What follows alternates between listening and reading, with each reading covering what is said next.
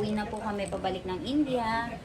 Natutulog si Baby Iwan namin ngayon guys para hindi siya magwala mamaya sa eroplano. So, dahil nga may bata kaming kasama guys, ay pinili talaga namin yung flight namin na gabi para sa 7 oras na pabiyahe kami pabalik ng India ay natutulog lang siya. May kaunting pabaon nga lang yung mother ko dito pangkain namin. Hindi na nga daw sasama ang mother ko dahil baka nga daw ay mag-iiyak-iyak lang siya dun sa may airport. Marami nga din kasi kaming dala guys, kaya naman ang sabi ko ay magkikita naman kami after 6 months at okay na yon. Natutulog nga si Baby Ivan dito nung nagpaalam kami. Buti na lang guys at natutulog dahil kung gising ay baka naman ay magkadrama-rama sa hapon. Nandirito nga din ang father ko at nagpaalam na nga ako sa kanya kasama ng mga tito ko. Pagkatapos ay dinaalan nga lang namin yung tito Dikong ko at nagpaalam na rin sa kanya. Nga din ako nakababa guys dahil natutulog nga si Baby Ivan. Kaya naman ay siya na lang yung lumapit sa amin. Saktong-sakto nga guys, nagising nga din si Ivan. Kaya naman ay nakapagpaalam nga si Ivan sa kanila.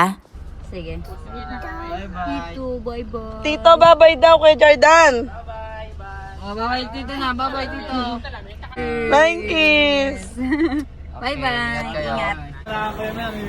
Bye guys. Bye-bye.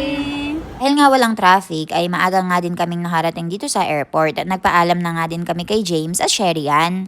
Sobrang nakakalungkot guys dahil napakakaunti nga lang ng bakasyon namin sa Pilipinas. Ito siguro talaga yung isa sa mga disadvantage ng pag-aasawa ng foreigner dahil malalayo ka talaga sa pamilya mo. Hopefully after 6 months ay makabalik nga ulit kami sa Pilipinas. So paano ba yan? Kita-kita tayo!